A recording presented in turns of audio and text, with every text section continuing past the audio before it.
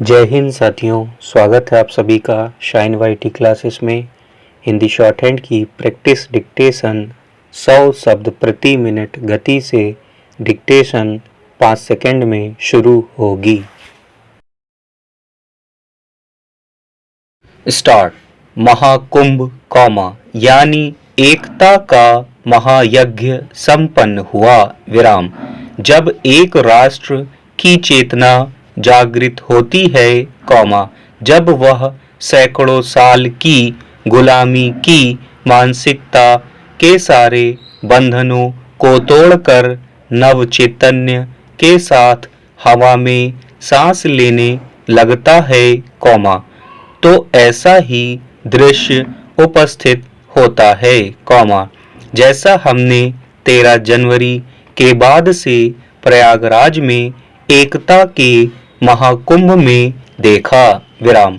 12 जनवरी 2024 को अयोध्या में राम मंदिर के प्राण प्रतिष्ठा समारोह में मैंने देवभक्ति से देशभक्ति की बात कही थी।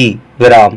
प्रयागराज में महाकुंभ के दौरान सभी देवी देवता जुटे, संत महात्मा जुटे, बाल वृद्ध जुटे, महिलाएं युवा जुटे, और हमने देश की जागृत चेतना का साक्षात्कार किया। विराम।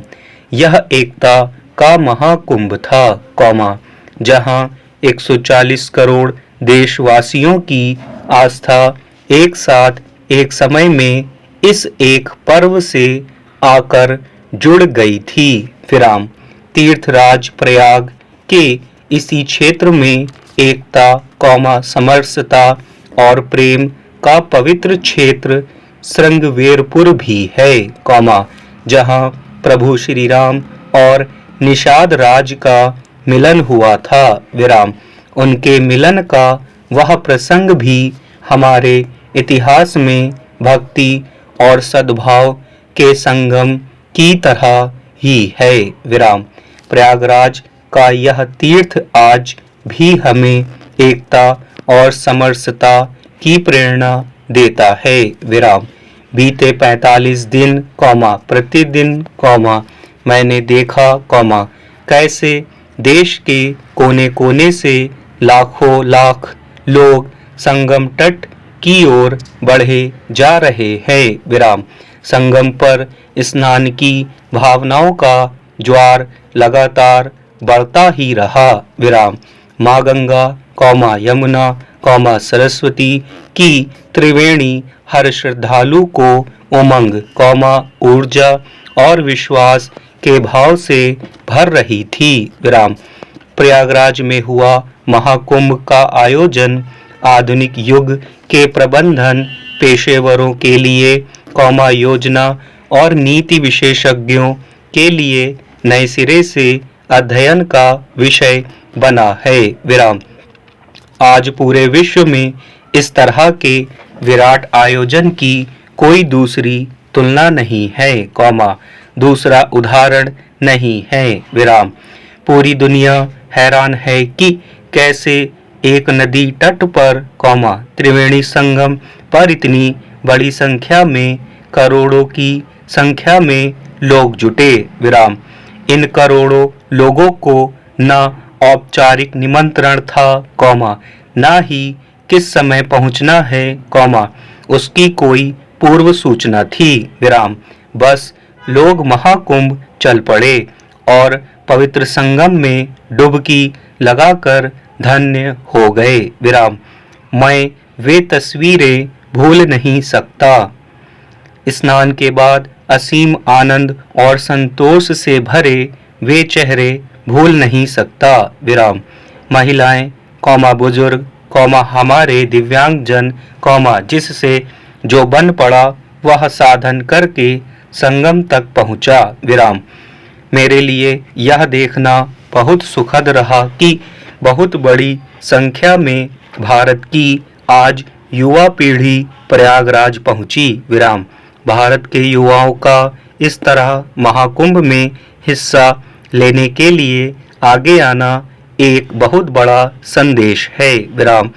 इससे यह विश्वास दृढ़ होता है कि भारत की युवा पीढ़ी हमारे संस्कार और संस्कृति की वाहक है, इसे आगे ले जाने का दायित्व समझती है और इसे लेकर संकल्पित और समर्पित है विराम।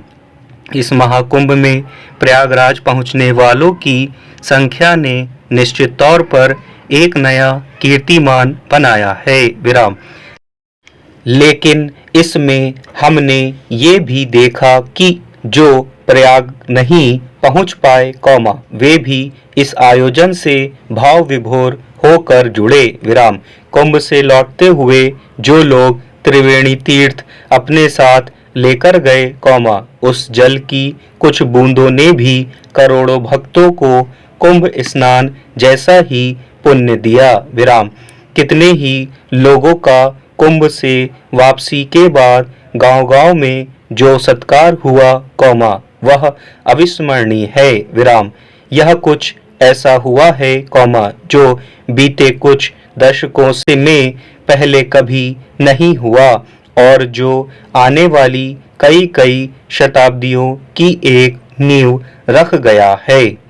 पैरा प्रयागराज में जितनी कल्पना की गई थी, उससे कहीं अधिक संख्या में श्रद्धालु वहां पहुंचे विराम।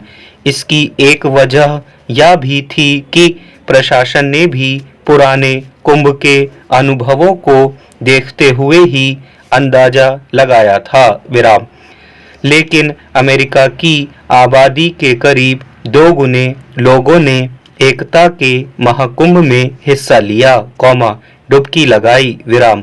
आध्यात्मिक क्षेत्र में शोध करने वाले लोग करोड़ों भारतवासियों के इस उत्साह पर अध्ययन करेंगे तो पाएंगे कि अपनी विरासत पर गौरव करने वाला भारत अब एक नई ऊर्जा के साथ आगे बढ़ रहा है विराम।